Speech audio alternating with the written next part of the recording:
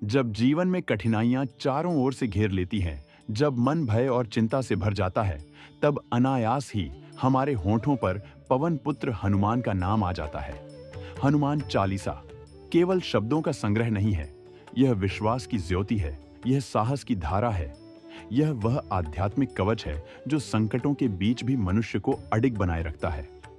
अनेक भक्त एक विशेष संकल्प लेते हैं कि वे हनुमान चालीसा का 40 बार पाठ करेंगे, कभी एक ही आसन में बैठकर तो कभी 40 दिनों तक नियमित रूप से।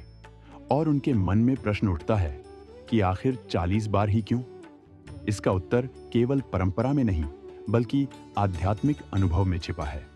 चालीसा शब्द स्वयं 40 से बना है और इस स्तुति में 40 चौपाइयां हैं जो हनुमान जी के ज्ञान, गुण, पराक्रम, भक्ति और करुणा का वर्णन करती हैं। इसलिए जब कोई भक्त इसे 40 बार दोहराता है तो वह मानो एक पूर्ण आध्यात्मिक चक्र को पूरा करता है और अपने संकल्प को सिद्ध करने का प्रयास करता है।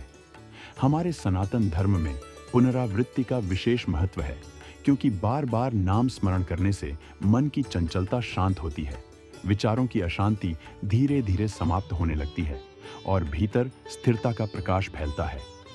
जब भक्त एकाग्र होकर 40 बार पाठ करता है तो उसका मन धीरे धीरे सांसारिक चिंताओं से हटकर केवल हनुमान जी के स्वरूप में लीन हो जाता है और यही लीनता उसके भीतर अद्भुत आत्मबल उत्पन्न करती है। भारतीय आध्यात्मिक परंपरा में 40 दिनों की साधना को परिवर्तन का काल माना गया है, क्योंकि निरंतर अनुशासन से मन और चेतना दोनों रूपांतरित होने लगते हैं। इसलिए 40 बार पाठ करना केवल संख्या का पालन नहीं बल्कि दृढ़ निश्चय और समर्पण का प्रतीक बन जाता है। हनुमान जी को संकट मोचन कहा जाता है। वे अपने सच्चे भक्तों की पुकार अवश्य सुनते हैं और जब कोई व्यक्ति श्रद्धा, विश्वास और पूर्ण समर्पण के साथ 40 बार चालीसा पढ़ता है तो वह अपने भय, अपनी पीड़ा और अपनी व्याकुलता को उनके चरणों में अर्पित कर देता है। धीरे धीरे उसके भीतर परिवर्तन आरंभ होता है।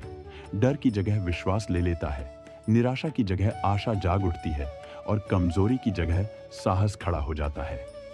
वास्तव में शक्ति संख्या में नहीं, भावना में होती है। एक सच्चे मन से किया गया एक पाठ भी चमत्कार कर सकता है, परंतु 40 बार का पाठ यह दर्शाता है कि भक्त का विश्वास अडिग है, उसका संकल्प अटल है और उसकी भक्ति निर्मल है।